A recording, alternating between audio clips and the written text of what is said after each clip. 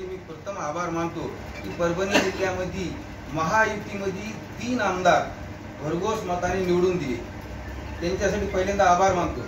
आणि परभणी जिल्ह्याला एक मंत्रीपद द्यावं हीच अपेक्षा करत होता। मग ते गुट्टे साहेबाच्या रूपाने असतील किंवा मेघना दिदीच्या रूपाने असतील, राजेश विटेकर प्रथमतः निवडून आलेले, पण अधिकार गुट्टे साहेबाची कामं बघितली पहिल्यापासून आपण की जे काही नसताना 2 वर्षांमध्ये त्यांनी 6300 कोटी रुपयाचा आपल्या गावखेड मतदारसंघामध्ये निधी आणला, गावगाव सुधारणा केली आणि भविष्यामध्ये आता त्यांना 5 वर्ष काम करण्याची संधी भेटली आणखी। याच्यामध्ये पूर्ण गावखेड मतदारसंघाचा गंगाखेड, पालम, पूर्णा तिन्ही तालुक्याचा कायापालट म्हणजे बारामतीच्या पुढे मतदारसंघ जाईल आपला, म्हणजे इथपर्यंत त्यांची पूर्ण तयारी आहे आणि आराखडा त्यांच्यापाशी तयार आहे पूर्ण की कुठं रस्ते राहिलेत, कुठं कोणते कामं राहिलीत, कुठं बंधारे राहिलेत, कुठं उड्डाणपूल राहिलीत, पूर्ण हे 5 वर्षामध्ये करून राहील। आणि त्याच्यामध्ये जर त्यांना मंत्रीपद भेटलं तर ती अतिवेगानं काम होऊ शकते।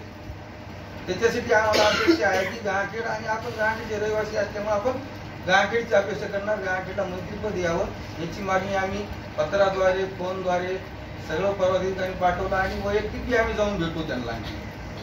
बैठक होत असते आमची, एक पक्षाची सिस्टीम आहे, पूर्ण मतदारसंघामध्ये पदाधिकारी बोलून गेला आणि कोणी काम केलं। आता हे इलेक्शन मध्ये रिपोर्ट मागून घेतात आणि पूर्ण नंतर काय विरोधात कोणी काम केलं काय केलं तिथून आमच्या कारवाया चालू होत्या पूर्ण।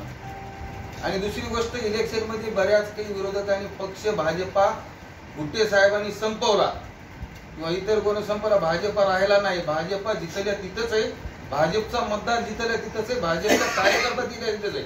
आणि इथून पुढे संघटना आम्ही सगळेजण मिळून संघटना भरपूर वाढवणार, त्याच्यासाठी लोकलचे आमदार देखील मदत करणार, ते मित्र पक्षामध्ये त्यांना आम्ही निवडून आणले बिनशर्त, अडाचे काढ करून पूर्ण गोपीनाथरावजी मुंडे साहेब, श्यामसुंदरजी मुंडे साहेब यांच्यासोबत सर्व लोकांनी राहून अडाचे काढ करून इथं भाजप वाढवली।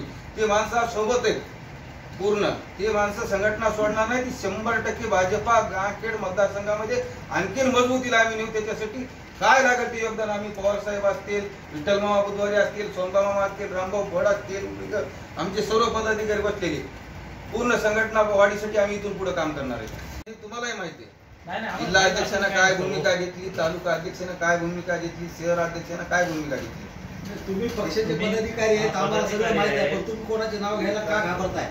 आम्ही घाबरत नाही, नाव घ्या, आम्ही पक्षाकडे आम्ही पूर्ण तिची यादी सगळी देणार आहेत, आमच्यापाशी बायोडाटा तयार आहे त्यांचा। आता जिल्हा अध्यक्ष प्रचार यंत्रणेमध्ये नव्हते आमच्या, त्यांच्यावर कारवाई होणार का? ते पक्ष कारवाई करणार ना, प्रदेशाहून रिपोर्ट गेले। आता त्यांनी विरोधात केलं नाही किंवा सोबत राहील नाही ते भाग त्यांचा वेगळा, पण कुठं जिथं कुठं गुट्टे साहेबांच्या सभा असतील किंवा प्रचार यंत्रणा चालू आहे तिथं सहभागी नाहीत आमचे, तालुका अध्यक्ष सहभागी नाहीत आमचे, शहर अध्यक्ष आमच्या प्रक्रियेमध्ये सहभागी नाहीत, ते पूर्ण त्यांच्या कारवाई होणार आहे, प्रदेशावर होणार आहे, त्यांना रितसर नोटीस निघतील, उत्तर मागतील। बऱ्याच कार्यकर्त्यांनी रक्त सोडून मोठा केला, मोठा करण्यामध्ये थोडं सरमिसळ झाली, त्याच्यामुळे थोडा पक्ष बिघडला होता, पण मला वाटतं किमान गंगाखेडचा पक्ष आता स्वच्छ झालेला आहे। आता जे कार्यकर्ते खरे तळमळीचे पक्षावर निष्ठांत प्रेम असणारे निस्वार्थी कार्यकर्ते आता सगळे कामाला लागले, आता पक्ष आणखी पहिल्यापेक्षा जोमाने आम्ही वाढवू पक्ष।